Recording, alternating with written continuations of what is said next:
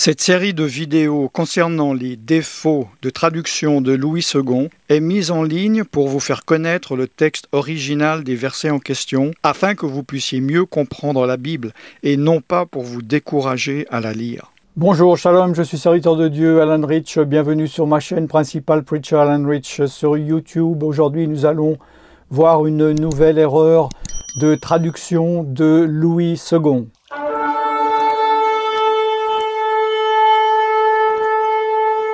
Alors, toutes les erreurs sont graves, mais celle-là fait partie des très graves, parce qu'elle parle de l'identité de Dieu, de qui est Dieu, du Fils par rapport au Père, donc de la Trinité. Nous voyons cela dans le Nouveau Testament, dans l'Évangile de Jean, chapitre 8, verset 28.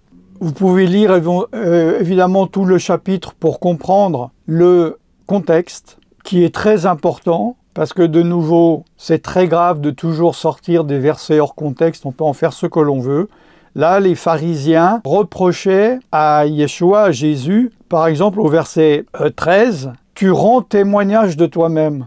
Ton témoignage n'est pas vrai. » Au verset 6, il dit, « Si je juge, mon jugement est vrai, car je ne suis pas seul, mais le Père qui m'a envoyé est avec moi. » Donc vous voyez le contexte maintenant, vous connaissez ce contexte. Ils lui dirent « Où est ton Père ?» Et Jésus répondit « Vous ne connaissez ni moi, ni mon Père. Si vous me connaissiez, vous connaîtriez aussi mon Père. » Et ensuite, il parle justement du Père. Et au verset 27, il dit « Les pharisiens, ils ne comprirent point qu'il leur parlait du Père. » Voilà le contexte. Et le verset que nous voyons, verset 28, Jésus donc leur dit « Quand vous aurez élevé le Fils de l'homme, alors vous connaîtrez ce que je suis, et que je ne fais rien de moi-même, mais que je parle selon ce que le Père m'a enseigné. Celui qui m'a envoyé est avec moi, il ne m'a pas laissé seul, parce que je fais toujours ce qui lui est agréable. » Vous pouvez évidemment lire tout le chapitre. Quel est le problème? Est-ce que vous avez vu le problème? C'est impossible de le voir, à moins qu'on étudie, qu'on recherche. Le verset 28, le problème, c'est « Alors vous connaîtrez ce que je suis. » Le problème, c'est ça, ce que je suis. Nous pouvons comparer avec la Darby et l'Otserwald. Donc Louis II dit « Vous connaîtrez ce que je suis ». La Darby traduit « Vous connaîtrez que c'est moi ». Et l'Otserwald « Vous connaîtrez qui je suis ». Alors les trois ont tort, les trois ont mal traduit. Alors, qu'est-ce que ce texte veut dire? Nous allons au-delà aussi du grec. La traduction correcte est « Vous connaîtrez que je suis » ou « Vous connaîtrez que je suis ». Alors, ça paraît confus, c'est normal. Vous pouvez penser que ce n'est pas du bon français, c'est normal. Il faut comprendre l'essence de ce que cela signifie spirituellement. En grec, c'est bien traduit, hein. Vous saurez que je suis émis, pardon mon grec. À quoi fait-il référence Jésus et qu'est-ce que cela veut dire? Cela fait référence à Exode, chapitre 3, verset 14.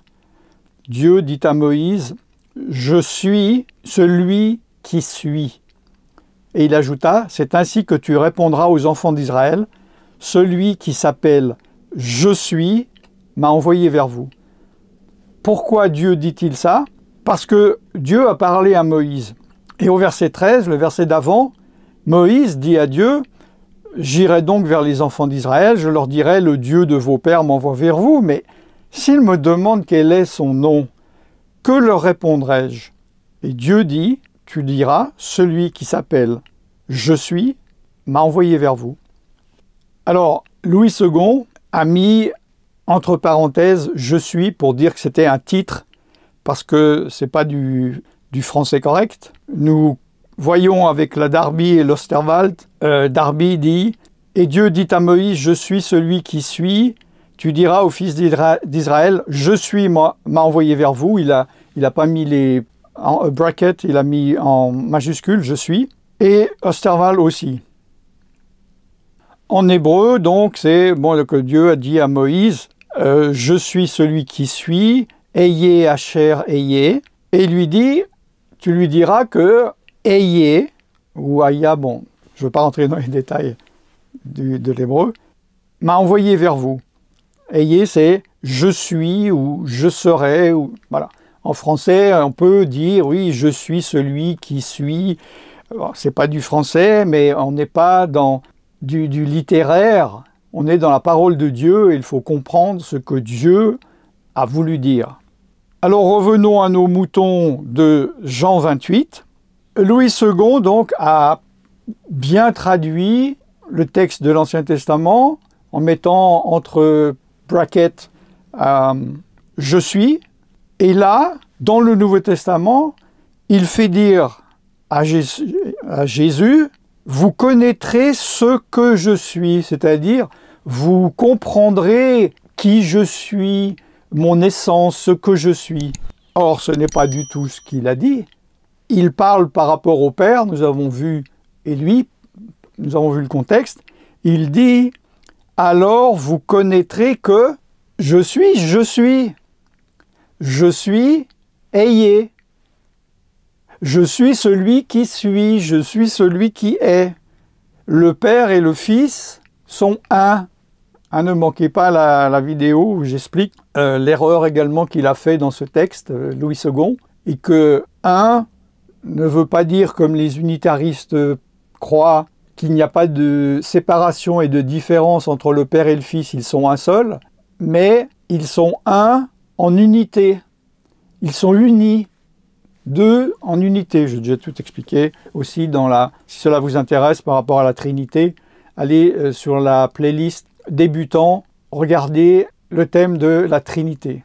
Donc dans ce verset, Yeshua, Jésus, fait une de ces 2 ou 3 plus grandes déclarations des évangiles où il révèle qu'il est Dieu, qu'il fait partie de Dieu, tout comme Dieu s'est révélé dans Exode en disant « Voilà, je suis celui qui suis, voilà mon nom, je suis ».